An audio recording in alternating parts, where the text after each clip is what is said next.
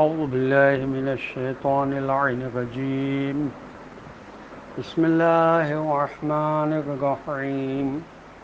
إلا من تاب وآمن وعمل عملا صالحا فأولئك يبدل الله سيئاتهم حسنات وكان الله غفورا رحيما.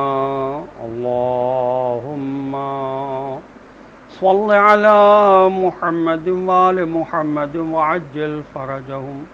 السلام علیکم ورحمۃ اللہ وبرکاتہ.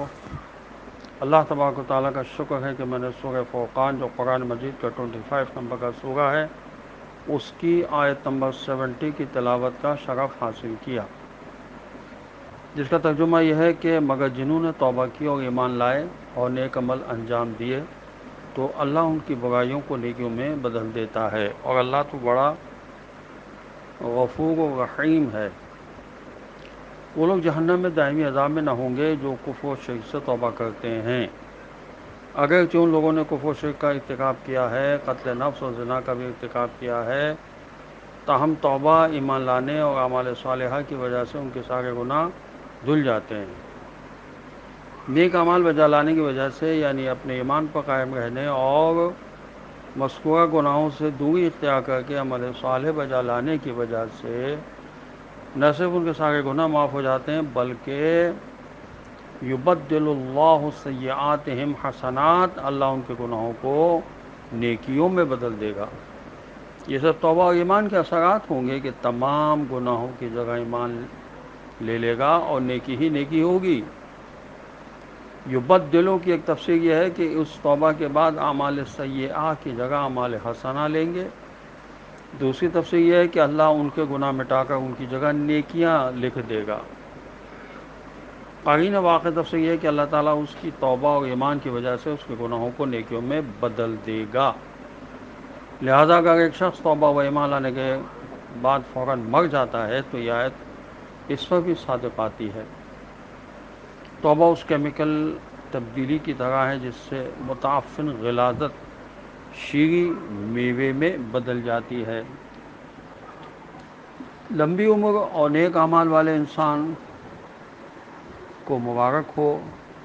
حضرت رسول اکرم صلی اللہ علیہ وسلم کی حدیث ہے کہ مبارک ہو شخص کو جس کی عمر لمبی اور اعمال نیک ہیں، کیونکہ اس کا انجام اچھا ہے، اس لیے کہ اس سے اس کا رب راضی ہے. پھٹکار ہے اس شخص کے لیے جس کی عمر لمبی ہے اور اعمال برے ہیں، کیونکہ اس کا انجام برا ہے، اس لیے اس کا رب اس سے ناراض ہے. حضرت امام زین العابدین علیہ السلام کا فرمان ہے، بلکہ دعائیہ کلمات ہیں: بار الہ مجھے ان لوگوں میں سے بنا جن کی عمر تو نے لمبی کر دی ہے، ان کے اعمال کو نیک بنایا ہے، ان پر اپنی نعمت کو پورا کیا ہے، ان سے راضی ہوا ہے اور انہیں دائمی خوشی، مکمل عزت اور پوری خوشگواری کے ساتھ پاکیزہ زندگی عطا فرمائی ہے. خدا عبادت و بندگی کی توفیق ہمیں عطا فرمائے. سورہ مبارکہ اسراء کی آیت نمبر 23 میں ارشاد الہی ہے: وَقَضَىٰ رَبُّكَ أَلَّا تَعْبُدُوا إِلَّا إِيَّاهُ، تمہارے پروردگار نے حکم دیا ہے کہ اس کے علاوہ کسی کی عبادت نہ کرنا.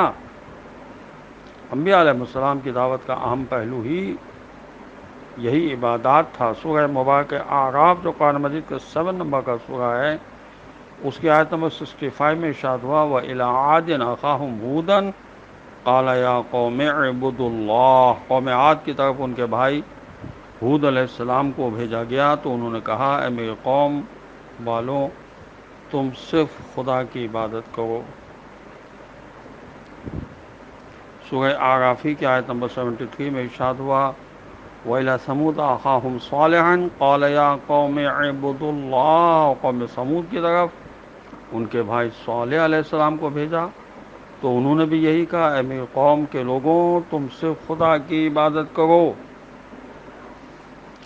سورہ اعرافی کی آیت نمبر 85 میں ارشاد ہوا: